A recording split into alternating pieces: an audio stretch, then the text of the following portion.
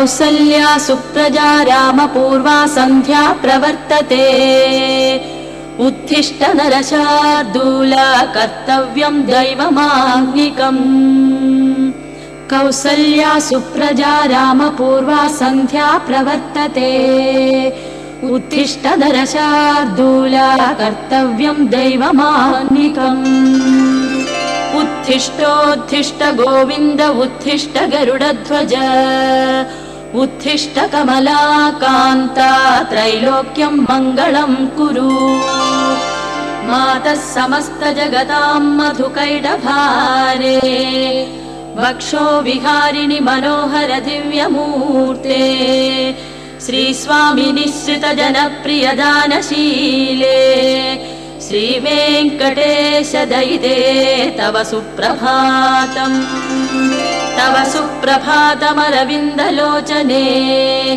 भवतु प्रसन्नमुखचन्द्रमण्डले विधिशङ्करेन्द्रवनिताभिरर्चिते वृषशैलनाथ दयिते दयानिधे अत्र्यादिसप्तऋषयः समुपास्य सन्ध्याम् आकाश सिन्धु कमलानि मनोहराणि आदाय पादयुगमर्चयितुं प्रपन्नाः शेषाद्रिशेखर विभो तव सुप्रभातम् पञ्चाननाब्ज भव षण्मुख वासवाद्याः त्रैविक्रमादिचरितं विभुतास्तुवन्ति भाषापदिः पठति वासरशुद्धिमारात् शेषाद्रिशेखर विभो तव सुप्रभातम् ईषत्प्रफुल्ल सरसीरुह नारिकेल पूगद्रुमादिसु मनोहर पालिकानाम् आवाति मन्दमनिलः सह दिव्यगन्धैः शेषाद्रिशेखर विभो तव सुप्रभातम् उन्मील्य नेत्रयुगमुत्तम पञ्जरस्ताः पात्रावशिष्ट कदलीफलपायसानि भुक्त्वा सलीलमथ केलिशुकाक्वडन्ति शेषाद्रिशेखर विभो तव सुप्रभातम् तन्त्री प्रकर्ष मधुरस्वनया विपञ्च्या गायत्यनन्तचरितं तव नारदोऽपि भाषा समग्रमसकृत्करचाररम्यम् शेषाद्रिशेखर विभो तव सुप्रभातम् भृङ्गावळी च मकरन्दरसानुविद्ध झङ्कारगीतनिनदैः सह सेवनाय निर्यात्युपान्त सरसी कमलोदरेभ्यः शेषाद्रिशेखर विभो तव सुप्रभातम् योषा गणेन वरदध्नि विमध्यमाने घोषालयेषु दधिमन्थन तीव्रघोषाः रोषात् कलिं विदधते ककुभश्च कुम्भाः शेषाद्रिशेखर विभो तव सुप्रभातम् पद्मेश मित्र शतपत्र गताळिवर्गाः हर्तुं श्रियं कुवलयस्य निजाङ्गलक्ष्म्या भेरी निनादमिव बिभ्रति तीव्रनादम् शेषाद्रिशेखर विभो तव सुप्रभातम् श्रीमन्नभीष्टवरदाखिल लोकबन्धो श्री श्रीनिवास जगदे गदयैक सिन्धो श्रीदेवता गृहभुजान्तर दिव्यमूर्ते श्रीवेङ्कटाचलपते तव सुप्रभातम् श्रीस्वामि पुष्करिणिकाप्लव निर्मलाङ्गाः श्रेयोर्थिनो हर विरिञ्चि सनन्दनाद्याः द्वारे वसन्ति वरवेत्र हतोत्तमाङ्गाः श्रीवेङ्कटाचलपते तव सुप्रभातम् श्रीशेषशैलगरुडाचल वेङ्कटाद्रिनारायणाद्रिवृषभाद्रिविषाद्रिमुख्याम् आख्यां त्वदीयवसतेरनिशं वदन्ति श्रीवेङ्कटाचलपते तव सुप्रभातम् सेवा परा शिव सुरेश कृशानुधर्म रक्षोऽम्बुनाथ पवमान धनादिनाथा बद्धाञ्जलि प्रविलसन्निज शीर्षदेशाः श्रीवेङ्कटाचलपते तव सुप्रभातम् घाटीषु ते विहगराज मृगाधिराज नागाधिराज गजराज हयाधिराजाः स्वस्वातिकारमहिमाधिकमर्थयन्ते श्रीवेङ्कटाचलपते तव सुप्रभातम्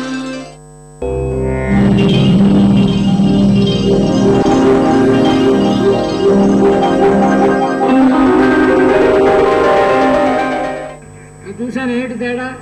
ఆయన బూడిద రాసుకున్నాడు, నువ్వు ఒంటి నిండా మంచి విలువైన జవహరి అంతా వేసుకున్నావు. మరి ఆయన ధనాధ్యక్షుడు వేసుకోడా, గోడని నగలు వేసుకున్నావు, ఇంత అందంగా ఉన్నావు. ఇంత అందమైనటువంటి వాడివి నీలాంటి వాడా పార్వతీదేవికి భర్త కాదగును గాని ఇలాంటి వాడి భర్తగా ఉండడం ఏం బాగుంటుందయ్యా అన్నాడు. అనగానే పాపం కుబేరుడు పొగడ్తలకి ఎలాంటి వాడైనా పడిపోతాడు కదా. కనుక కుబేరుడు కూడా పడిపోయి నిజంగా నేను గొప్పవాడిని కదా అని ఒకసారి సాభిప్రాయంగా అంటే పాపిష్టి దృష్టితో పార్వతీదేవి కేసి చూచేటప్పటికీ ఆగ్రహం కలిగి నీ శరీరం అందవికారంగా అయిపోవుగాక శపించేటప్పటికీ సుబేరుడు కాస్త కుబేరుడు అయిపోయాడు. కనుక బుద్ధున్నవాడెవడు మానవుడిని వాహనంగా పెట్టుకోకపోవడానికి కారణం ఏమిటి అంటే ఇంత బుద్ధిమంతుడు కనుక. వీటికంటే ఆ జంతువులన్నీ కూడా అంతో ఇంతో కొంచెం నీతిని యజమాని యందు విశ్వాసాన్ని కలిగి మా యజమాని బాగుండాలి అని కోరుకునేవి కనుకట.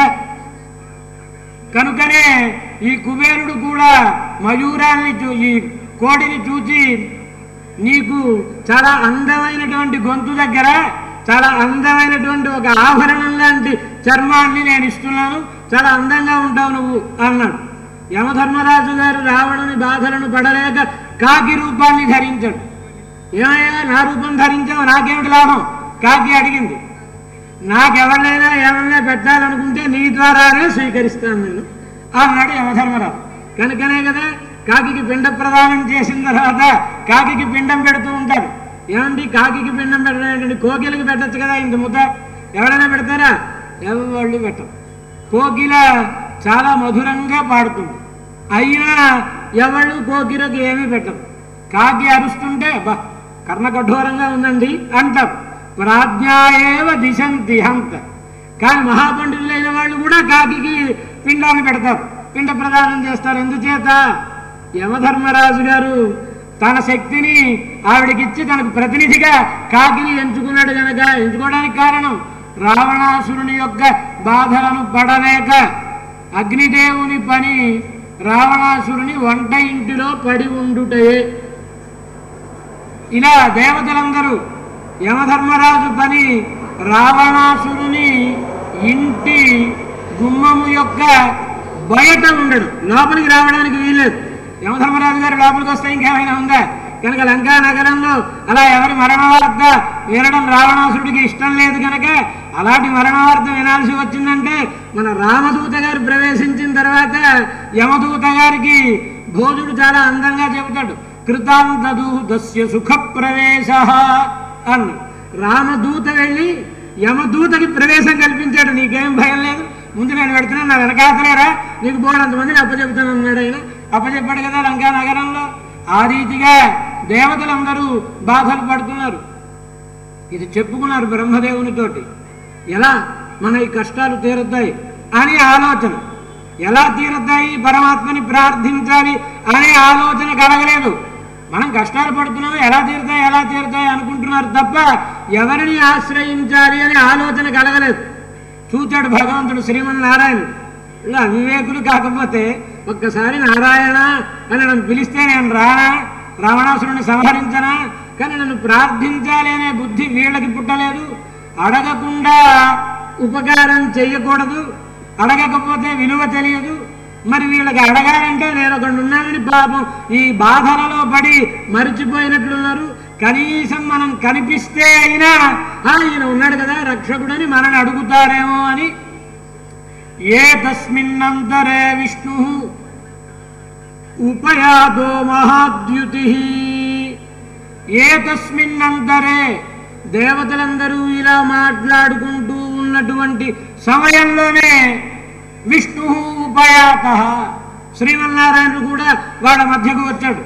ఎలా వచ్చాడు ఆయన? శంఖచక్ర గదాపాణి పీతవాసాః చతుర్భుజః. పీతాంబరధారి శంఖచక్రాది ఆయుధములను ధరించి అవతరించాడు పరమాత్మ. వారి మధ్యలోకి వచ్చాడు. పరమాత్మని చూచిన వెంటనే వాళ్ళకి అప్పటికి ఆలోచన కలిగింది భగవంతుణ్ణి ప్రార్థించాలని. త్వాం నియోక్ష్యామహే విష్ణు దేవానాం హితకామ్యయా. అయ్యా మా క్షేమం కోసమని నిన్ను ప్రార్థిస్తున్నాం అన్న. ఏతస్మిన్నంతరే విష్ణు. విష్ణు అంటే అంతటా వ్యాపించి ఉన్న పరమాత్మ వీళ్ళ కోసమని ఒక రూపాన్ని, అంటే అంతకు మునుపు అక్కడే ఉన్నాడు, ఇప్పుడు ప్రకటమయ్యాడు, అంటే కనిపించాడు. ఇప్పుడు ఎవరు జగత్తంతరే వ్యాపించి ఉండే తత్వం కదా. ఏతస్మిన్నంతరే విష్ణు ఉపయాతః. ఏతస్మిన్నంతరే విష్ణు అంటే ఏతస్మిన్ అనడంలో అర్థం ఏమిటి? అంతరే అని.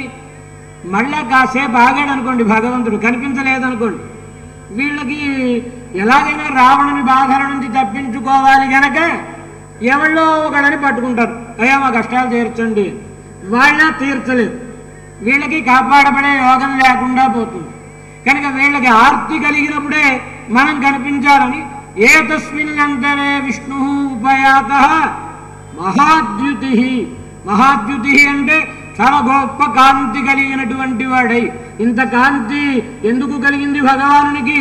వీళ్ళందరికీ ఉపకారం చేసే అవకాశం కలిగిందే అనే ఆనందంతో అంత కాంతి కలిగింది. అంటే మహానుభావులైనటువంటి వారికి ఒకరికి ఉపకారం చేస్తేనే తప్ప ఆనందం ఉండదు కనుక భగవానుడు కూడా అట్లాంటి వాడు కనుక వీళ్ళకు ఉపకారం చేసే అవకాశ ప్రదానం నాకు చేస్తున్నారు వీళ్ళని ఆనందంతో ప్రత్యక్షమయ్యాడు పరమాత్మ. దేవతలు ఎప్పుడైనా పెద్దవారి సన్నిధానంలో ప్రార్థించేటప్పుడు చాలా జాగ్రత్తగా మాట్లాడాలి. ఎక్కువ మాట్లాడకూడదు. ఎంతవరకు అవసరమో అంతవరకే మాట్లాడాలి. దేవతలు పరమాత్మ రావణ సంహారం చేసి పెట్టు అని అడిగారు అనుకోండి, సద్య పరమాత్మ సంహరిస్తాడు.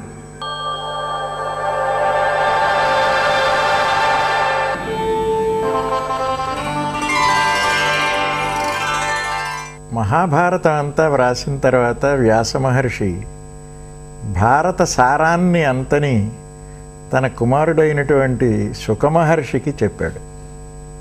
4 శ్లోకాల్లో చెప్పాడు. ఆ 4 శ్లోకాలని భారత సావిత్రి అని అంటారు.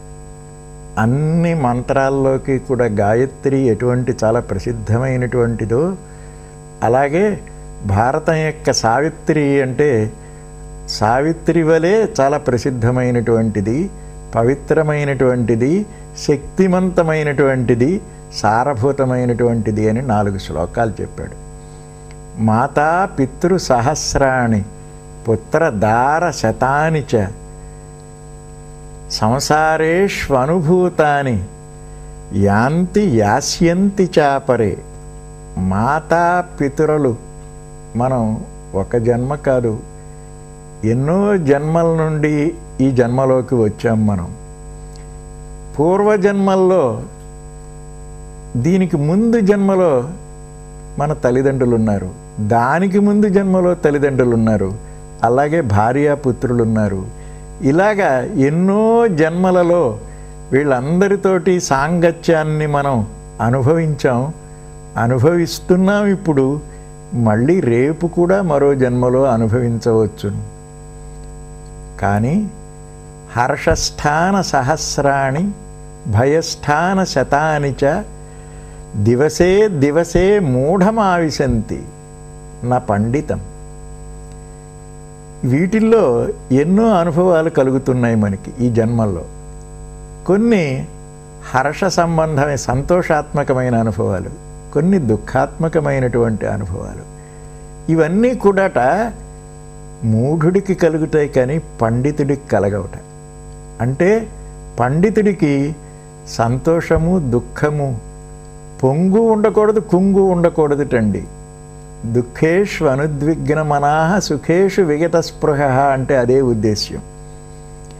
ఇది కాక ఊర్ధ్వబాహుర్ విరౌమ్యేష నచ కశ్చిత్ శృణోతి మే ధర్మాదర్ధశ్చ కామశ్చ స కిమర్థన్న సేవ్యతే.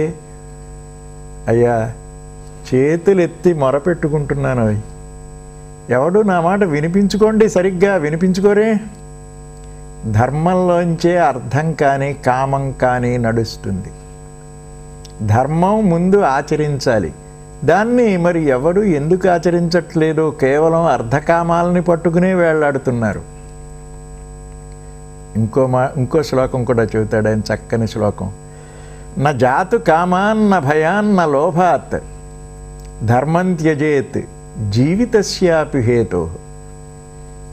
ఏదో స్వార్థంతో కానీ, భయంతో కానీ, లోభంతో కానీ ధర్మాన్ని ఎప్పుడూ విడిచిపెట్టొద్దు.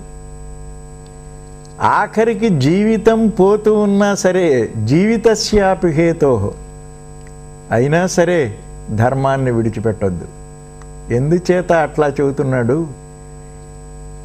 ధర్మో నిత్యః, నిత్యమైనటువంటిది ధర్మం. సుఖదుఖేతు అనిత్యే.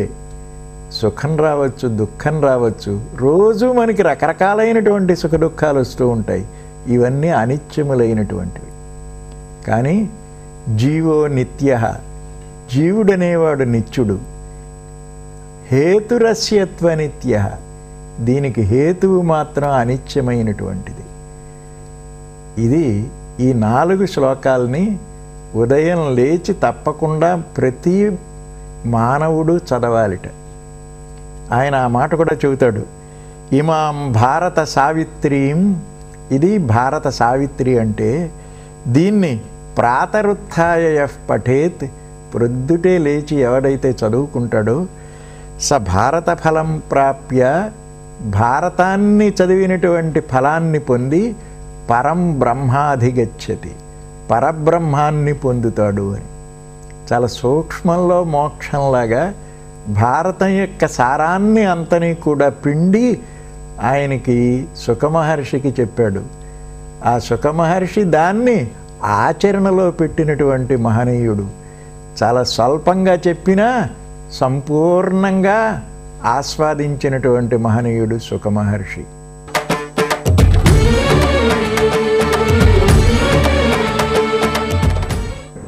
ఆ విశ్రవసుడికి 2 భార్యలు ఉంటారు. అందులో 2వ భార్య వల్ల ఈ రావణాదులు పుడతారు. పుట్టినప్పుడు నేను వాళ్ళని చంపడానికి నరుడిగా అవతరిస్తాను. అవతరించి వాడిని చంపాలంటే వాడికి రుద్రాదుల శాపాలు ఉంటాయి కనుక ఆ శాపం వల్ల కోతుల సాయం తీసుకోవాలి నేను. ఆ శాపం అందుకనే నీ ద్వారా నేను పొందాను.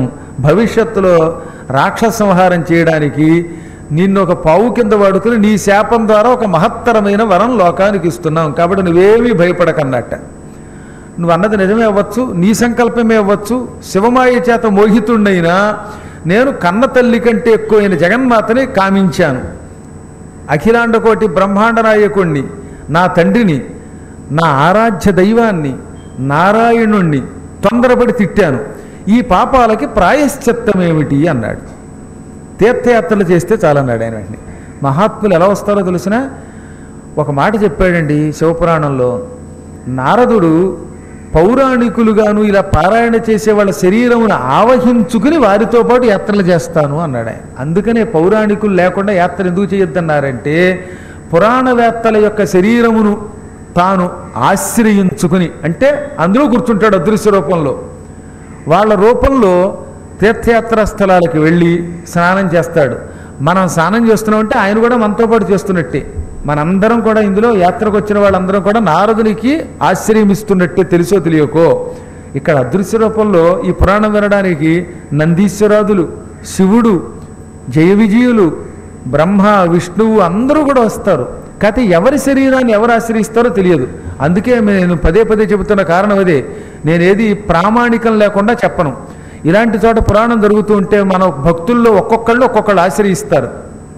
ఎప్పుడు ఆశ్రయిస్తారు అంటే మీరు నిశ్శబ్దంగా భక్తితో వింటే ఒక్కొక్కడిని విష్ణువు పట్టుకుంటాడు, ఒక్కొక్కడిని శివుడు పట్టుకుంటాడు.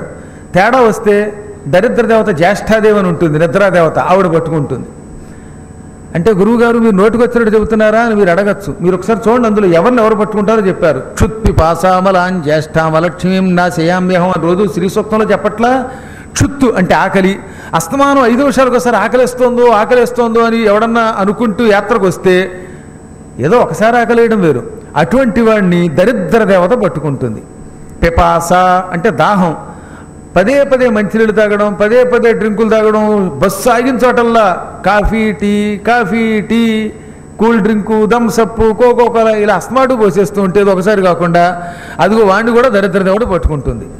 అంటే మామూలు మంచినీళ్ళు తాగండి పర్వాలా, మళ్ళీ ఇదే అన్నాం కదా అని నన్ను చూసి మొహమాట పడిపోయి గురువు గారు చూసి మన గురించి చెబుతున్నారేమోనని మంచినీళ్ళు తాగడం మానవని కాదు. అక్కడ అధికమైతే ఏదన్నా స్థాయి దాటితే అప్పుడు అందులోకి దరిద్ర దేవత పట్టుకుంటుంది. ఈ మంత్రానికి అర్థం ఏంటన్నమాట? శ్రీ సూక్తం వింటున్నారు కదా రోజు.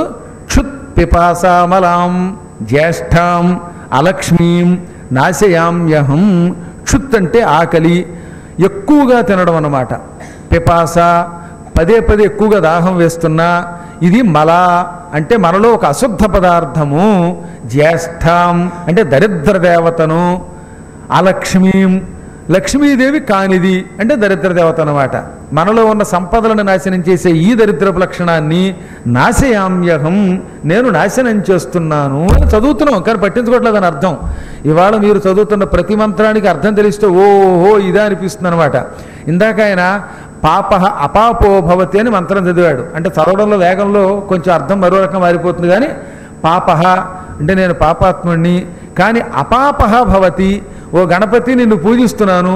ఈ ఉపనిషద్వాక్యం ద్వారా నేను నిన్ను పూజించగానే పాపాత్ముండైన నేను అపాపుండవుతున్నాను, నా పాపములు తొలగిపోతున్నాయి. పాపం అంటే ఏమిటనమాట? ఇతరులకి కీడు తలపెట్టడమే, స్వార్థమే పాపం అంటే. అంతకంటే ఉంది.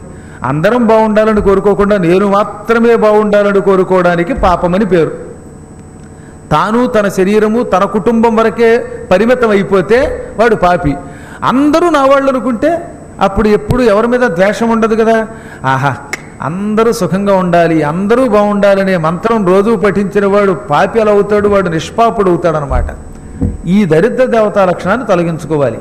అందుకని ఏం చెప్పారంటే వేదవ్యాసుల వారు ఎప్పుడు పురాణం వింటున్నా సాధ్యమైనంత వరకు శ్రద్ధతో ఉండండి.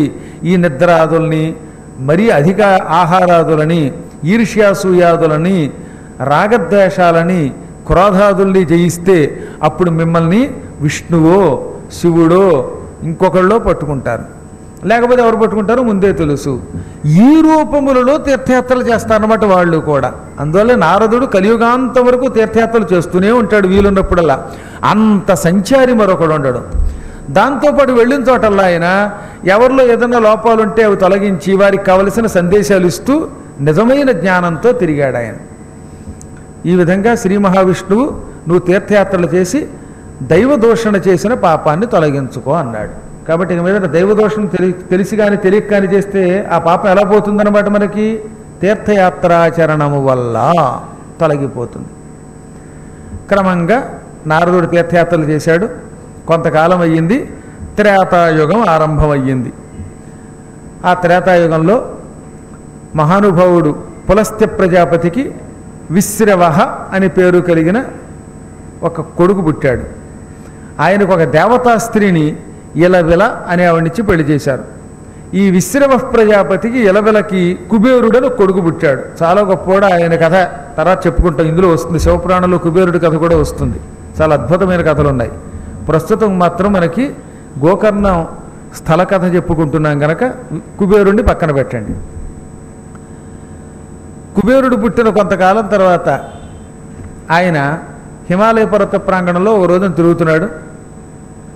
ఆ సమయంలో పాతాళ లోకంలో ఉన్న రాక్షసుల్లో మహాభయంకరులైన రాక్షసులు కొందరున్నారు. విష్ణువు చేతిలో చావు దెబ్బలు తిని వాళ్ళంతా పాతాళానికి పోయారులేండి. అందులో సుమాలి, అంశుమాలి ఇలాంటి మంచి వీరులు ఉన్నారు.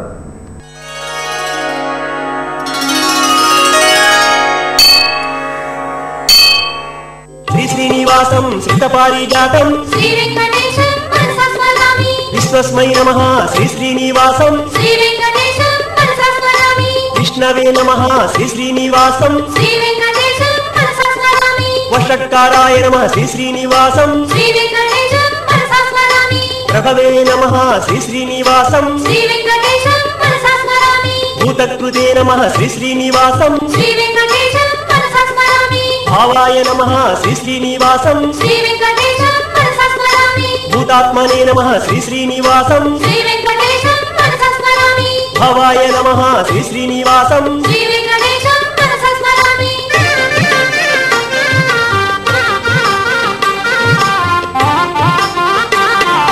వరాహాయ నమః శ్రీ శ్రీనివాసం శ్రీ వెంకటేశం మనసా స్మరామి కూర్మాయ నమః శ్రీ శ్రీనివాసం శ్రీ వెంకటేశం మనసా స్మరామి నృసింహాయ నమః శ్రీ శ్రీనివాసం శ్రీ వెంకటేశం మనసా స్మరామి వామనాయ నమః శ్రీ శ్రీనివాసం శ్రీ వెంకటేశం మనసా స్మరామి పరశురామాయ నమః శ్రీ శ్రీనివాసం శ్రీ వెంకటేశం మనసా స్మరామి రామాయ నమః శ్రీ శ్రీనివాసం శ్రీ వెంకటేశం మనసా స్మరామి కృష్ణాయ నమః శ్రీ శ్రీనివాసం శ్రీ వెంకటేశం మనసా స్మరామి బలరామాయ నమః శ్రీ శ్రీనివాసం శ్రీ వెంకటేశం మనసా స్మరామి బుద్ధాయ నమః శ్రీ శ్రీనివాసం శ్రీ వెంకటేశం మనసా స్మరామి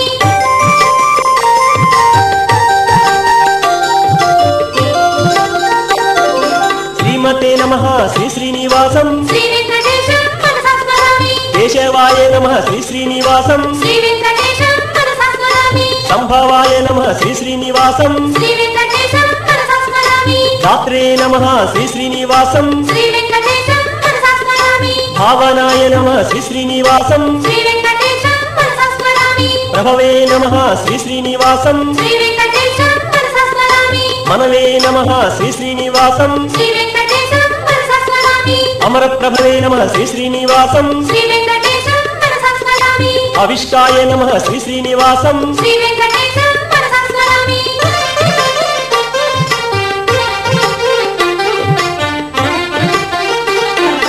హృదయే నమః శ్రీ శ్రీనివాసం శ్రీ వెంకటేశం మనసా స్మరామి ఆత్మావతే నమః శ్రీ శ్రీనివాసం శ్రీ వెంకటేశం మనసా స్మరామి సురేశాయ నమః శ్రీ శ్రీనివాసం శ్రీ వెంకటేశం మనసా స్మరామి విశ్వతేజసే నమః శ్రీ శ్రీనివాసం శ్రీ వెంకటేశం మనసా స్మరామి ప్రజాభవాయ నమః శ్రీ శ్రీనివాసం శ్రీ వెంకటేశం మనసా స్మరామి అగ్నే నమః శ్రీ శ్రీనివాసం శ్రీ వెంకటేశం మనసా స్మరామి వ్యాళాయ నమః శ్రీ శ్రీనివాసం శ్రీ వెంకటేశం మనసా స్మరామి అజాయ నమః శ్రీ శ్రీనివాసం శ్రీ వెంకటేశం మనసా స్మరామి సర్వేశ్వరాయ నమః శ్రీ శ్రీనివాసం శ్రీ వెంకటేశం మనసా స్మరామి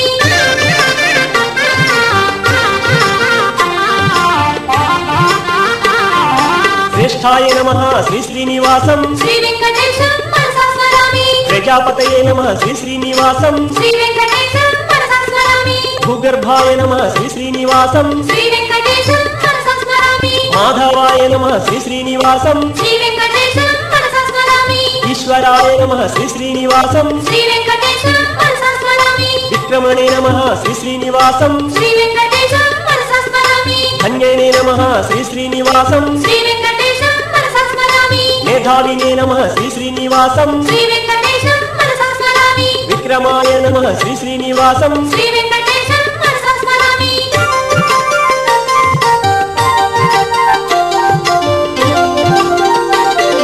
శాశ్వతాయ నమః శ్రీ శ్రీనివాసం శ్రీ వెంకటేశం మనసా స్మరామి కృష్ణాయ నమః శ్రీ శ్రీనివాసం శ్రీ వెంకటేశం మనసా స్మరామి చతుర్ధనాయ నమః శ్రీ శ్రీనివాసం శ్రీ వెంకటేశం మనసా స్మరామి లోహితాక్షాయ నమః శ్రీ శ్రీనివాసం శ్రీ వెంకటేశం